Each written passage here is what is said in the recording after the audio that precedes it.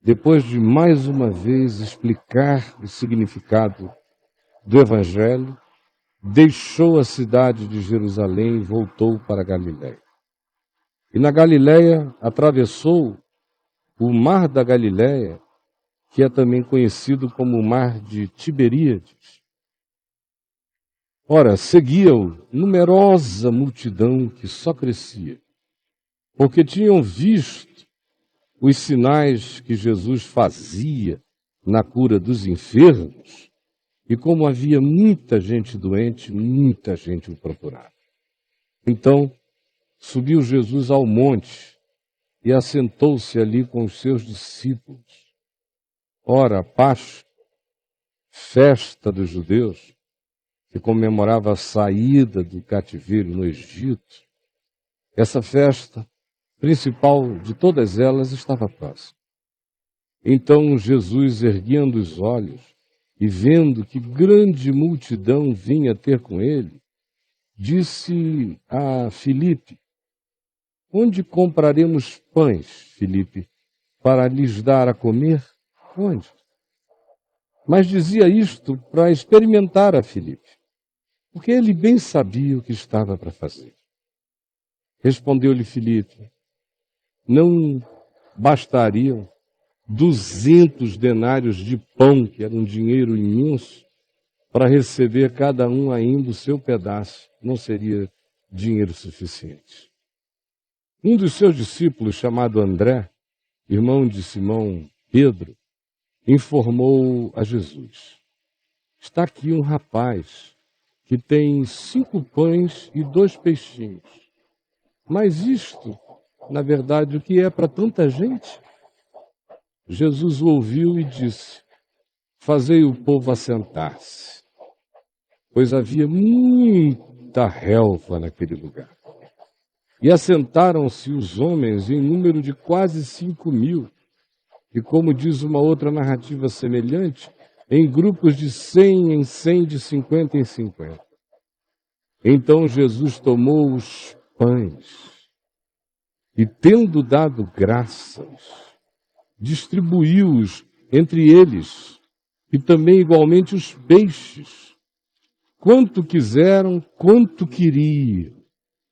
E quando já estavam fartos, disse Jesus aos seus discípulos: recolhei os pedaços que sobraram, para que nada se perca.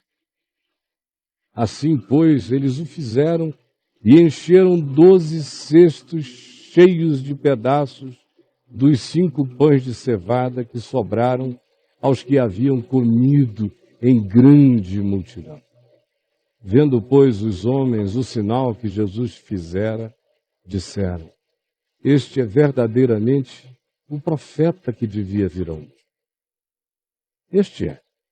Sabendo, pois, Jesus que estavam para vir, com o intuito de pegá-lo, arrebatá-lo, para o proclamarem rei, retirou-se novamente sozinho para o monte. Ora, o povo disse: este é verdadeiramente o profeta que devia vir ao mundo. Vamos fazê-lo nosso rei. Mas Jesus, sabendo que eles estavam com esse intuito de o proclamarem rei, retirou-se da cena que eles queriam transformar em cenário político. Retirou-se novamente sozinho para o monte. As intenções dele não tinham nada a ver com a tomada do poder. Ao descambar o dia, ao pôr do sol, os seus discípulos desceram para o mar.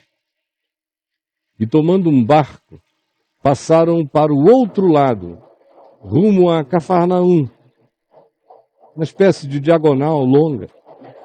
Já se fazia escuro e Jesus ainda não viera ter com eles, apesar da escuridão.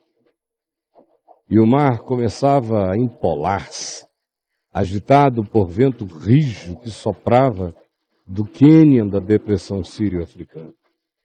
Tendo navegado uns 25 a 30 estádios, uma distância muito expressiva, eis que viram Jesus andando por sobre as águas do mar, aproximando-se na escuridão cada vez mais do barco e ficaram possuídos de temor. Mas Jesus lhes disse: sou eu mesmo. Porque houve quem pensasse que era um fantasma. Mas Jesus disse: sou eu, não temais.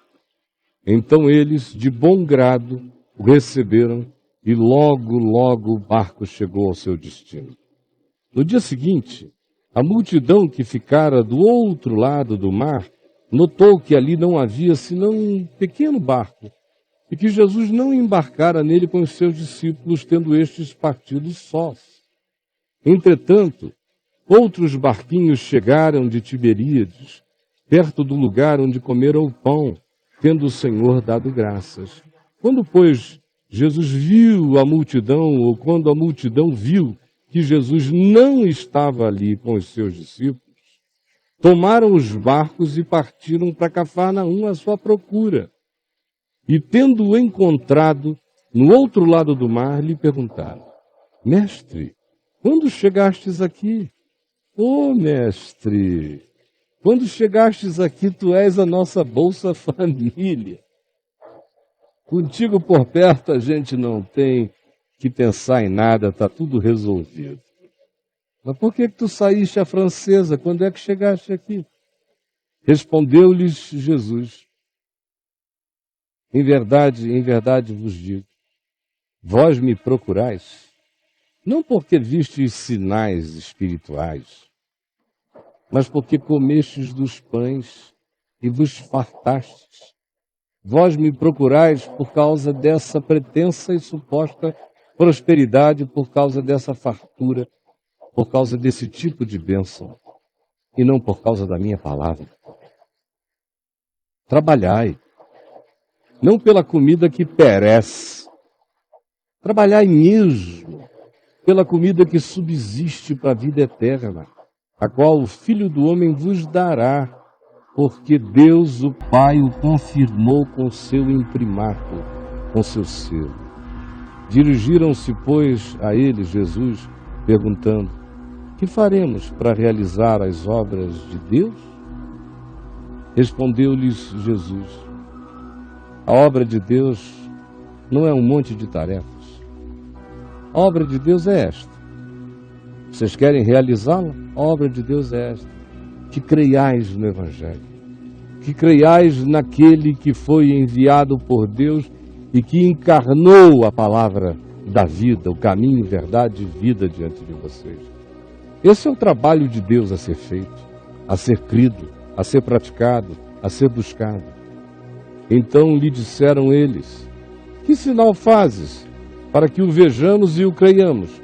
Quais são os teus feitos? Basta começar a receber confrontação e os mesmos que tinham perguntado: mestre, quando chegastes aqui, agora estão perguntando: que sinal fazes para que o vejamos e o creiamos? Quais são os teus feitos? Nossos pais comeram maná no deserto, como está escrito, deu-lhes a comer pão do céu. E tu, o que tu vais fazer cair de pão como conforto para a nossa vida? Replicou-lhes Jesus: em verdade vos digo, não foi Moisés quem vos deu o pão do céu. Aquilo ali, o verdadeiro pão do céu é meu Pai quem vos dá, porque o pão de Deus é o que desce do céu e dá vida ao coração do homem no mundo. Então lhe disseram: Senhor, dá-nos sempre desse pão. Declarou-lhes, pois, Jesus: eu sou o pão da vida. Eu sou o pão da vida. Vocês estão pensando que é uma hóstia que cai da celestialidade? Não. Sou eu, encarnando a palavra da verdade. Creiam em mim e vivereis. Eu sou o pão da vida.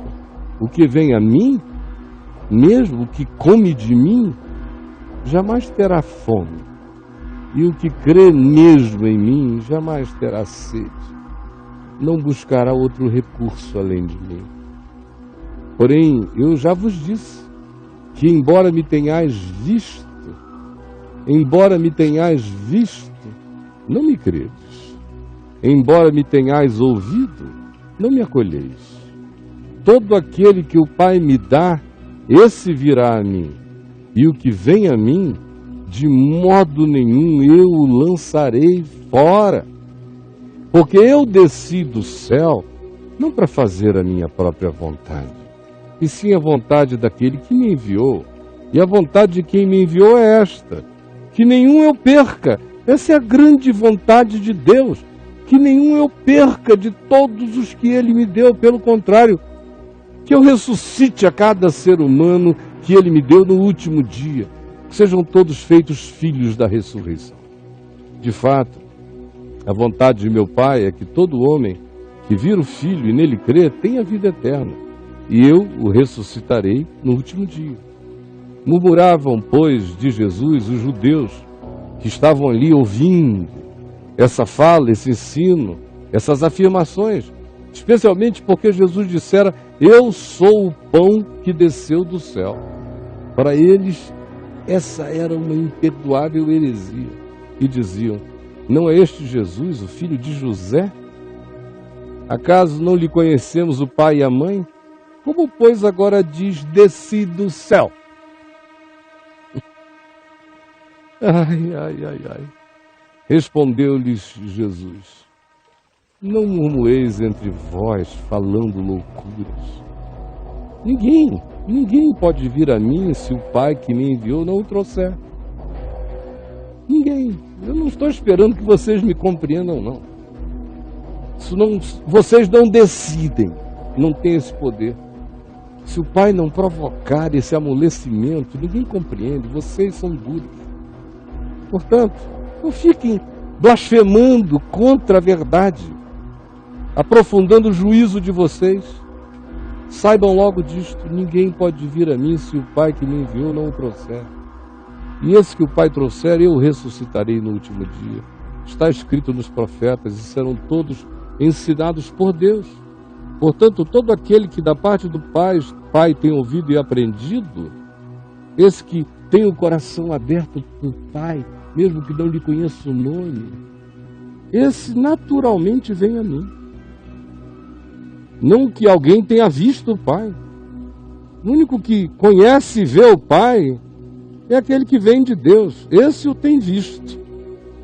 Em verdade vos digo, quem crê em mim tem a vida eterna. Eu sou o pão da vida. Vossos pais comeram maná no deserto e morreram. Este é o pão que desce do céu, para que todo aquele que dele comer não pereça. Eu sou o pão vivo que desceu do céu. Se alguém dele comer, viverá eternamente. E o pão que eu darei pela vida do mundo é a minha carne. Disputavam, pois, os judeus entre si, dizendo: como pode este dar-nos a comer sua própria carne? Um literalismo do medo. Respondeu-lhes Jesus: em verdade vos digo, se não comerdes a carne do Filho do Homem e não beberdes o seu sangue, não tendes a vida em vós mesmos. Quem comer a minha carne e beber o meu sangue tem a vida eterna, e eu o ressuscitarei no último dia. Pois a minha carne é verdadeira comida e o meu sangue é verdadeira bebida. Quem comer a minha carne e beber o meu sangue permanece em mim e eu nele.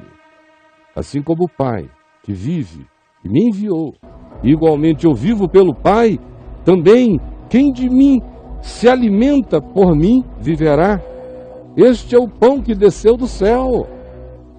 Em nada semelhante àquele pão que os vossos pais comeram no deserto com Moisés e, contudo, morreram e pereceram na desvanecência. Quem comer este pão, todavia, vive eternamente. Estas coisas disse Jesus quando ensinava na sinagoga de Cafarnaum, na Galiléia. Muitos dos seus discípulos, tendo ouvido tais palavras, disseram: duro é este discurso, quem o pode ouvir? Mas Jesus, sabendo por si mesmo que eles murmuravam a respeito de suas palavras, que eles murmuravam acerca do Evangelho, interpelou-os: Isto vos escandaliza? O que eu estou dizendo vos choca? Que será, pois, se virdes o Filho do Homem subir para o lugar em que primeiro está? O Espírito é o que vivifica. Eu não estou falando de carne e sangue. É do Espírito. Quando eu digo comer minha carne, beber meu sangue, eu estou falando de absorvam a minha palavra. Porque é o Espírito o que vivifica. A carne, para nada provém. As palavras que eu vos tenho dito aqui são Espírito e são vida. Contudo, há descrentes entre vós. Pois Jesus sabia desde o princípio quais eram os que criam e quem o havia de trair. E prosseguiu: por causa disto é que eu vos tenho dito, ninguém pode vir a mim se pelo Pai não lhe for concedido. Ora, à vista do que Jesus dissera, muitos dos que antes se diziam seus discípulos o abandonaram e já não caminhavam com ele. Então perguntou Jesus aos 12, porventura quereis também vós outros retirar-vos? Respondeu-lhe Pedro, Senhor, para quem iremos? Tu tens as palavras da vida eterna, e nós temos crido e conhecido que tu és o Santo de Deus. Replicou-lhes, pois, Jesus, não vos escolhi eu em número de 12? Contudo, um de vós é diabo. Referia-se ele a Judas, filho de Simão Iscariotes, porque era quem estava para traí-lo, sendo um dos 12. Esta foi a leitura do Evangelho de Carreirinho, para mim e para você.